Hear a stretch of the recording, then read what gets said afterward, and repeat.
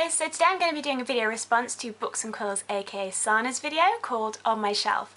This game was invented by Ian Broom, and the whole idea of it is that each book you own has a story and it gives you a chance to talk about books you maybe wouldn't normally talk about. You get someone to give you a set of 2 numbers, and the first number corresponds to the shelf in your library and the second number corresponds to the book on that shelf. At the end of Sana's video she gave us 5 sets of 2 numbers, and those are numbers I'm going to be using today. So off we go. So the first set of numbers she gave us was 1 and 5. This corresponds to my blue shelf, and the book is The Remarkable Life and Times of Eliza Rose by Mary Hooper. I remember borrowing this book from the library and loving it so much I went out and bought my own copy. I've got to admit, I can't remember all that much about it. I haven't read it for about 6 or 7 years, since I was about 14. I went through a stage of being obsessed with historical novels, and especially one that involved real people with fictional characters, and this one does exactly that.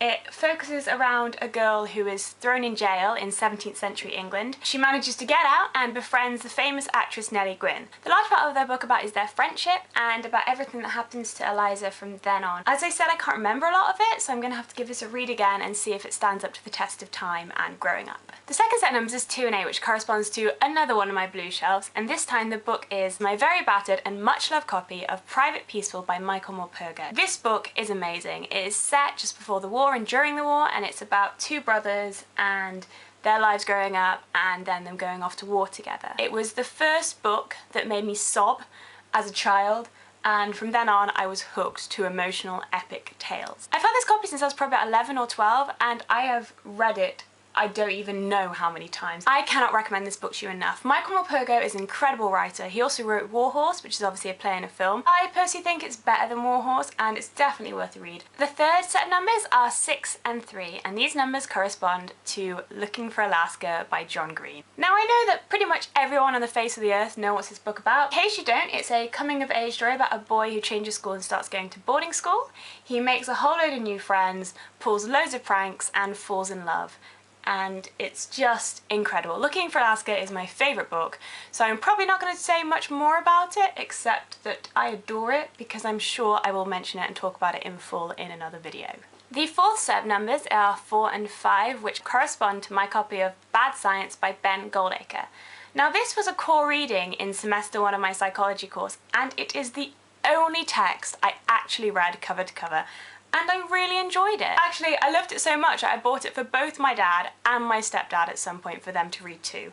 I don't normally like non-fiction, but I found this really fascinating. It's basically about the science industry. It talks about bad methods in science and how people can skew statistics to get whatever result they want. To be honest, it's the first thing that made me really skeptical about the science industry and the pharmaceutical industry. If you like science or psychology or are studying at a university, you should definitely give this book a read, and it's a great present for dads. The final set of numbers, 7 and 11, correspond to another of my favourite books, First Test by NumptyParis. This is the first book in the Protector of the Small Quarter, and I actually talk about the final book in the summer tag video I did that I will link to in the doobly-doo below. The series is set over a course of about 10 years, and you watch a girl basically grow up and she becomes one of the first knights to ever fight. It's just such an exciting and fun story, and it has a great female role model.